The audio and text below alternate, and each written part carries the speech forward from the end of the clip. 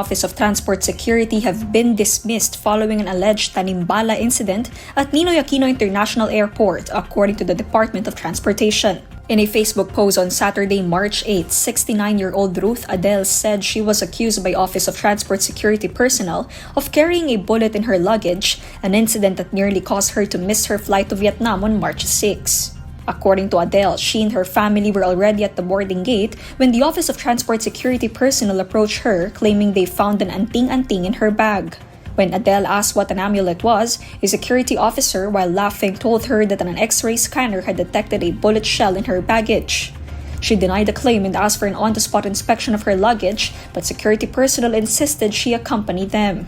However, Adele and her family refused to go with them as their flight was already boarding.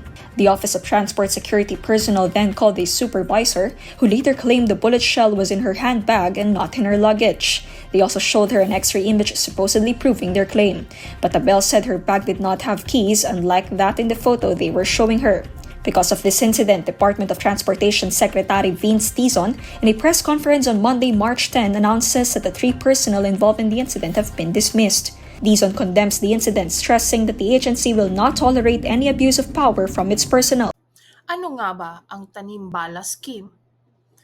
Ito ay alleged extortion tactic, pangingikil sa mga pasahero sa airport. It involves security personnel planting bullets in passengers' luggage during security checks. Merong mga security sa airport na naglalagay ng bala sa ilalim ng mga bag ng mga pasahero. And accused are pressured to pay bribes to avoid legal trouble or detention. Dahil nga nagmamadali ang mga pasahero, nagbibigay na lamang sila ng mga pera sa mga security para hindi na sila ma-detain o magkaroon ng legal na mga problema.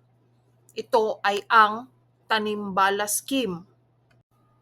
Mga maaaring gawin pagdating sa airport upang maiwasan na mabiktima ng tanimbala scheme. Una, do not leave your valuables unattended. Pangalawa, do not entertain strangers at the airport. Pangatlo, iwasan magdala ng mga pasabay. At pang-apat, be alert when security or other personnel handle your luggage. Mga dapat gawin kung sakaling maging biktima na sa tanimbala scheme. Mag-request na dumaan ulit sa X-ray monitor ang bag na hinihinalang may bala. I-video or take photo sa X-ray monitor habang ini-scan. Kung sakaling i-manual checking, siguraduhin mayroong mga witnesses o mag-request na ikaw na mismo ang mag-manual checking sa sarili mong bag. Kausapin ang security na kung maaari i-check muna ang kanyang mga kamay bago mag-manual checking upang tiyaking walang hinahawakang kahit ano o bala. I-video ang pag-manual checking. Kung mayroon nga ang bala, huwag hawakan upang maiwasan na magkaroon ng fingerprint mo doon sa bala.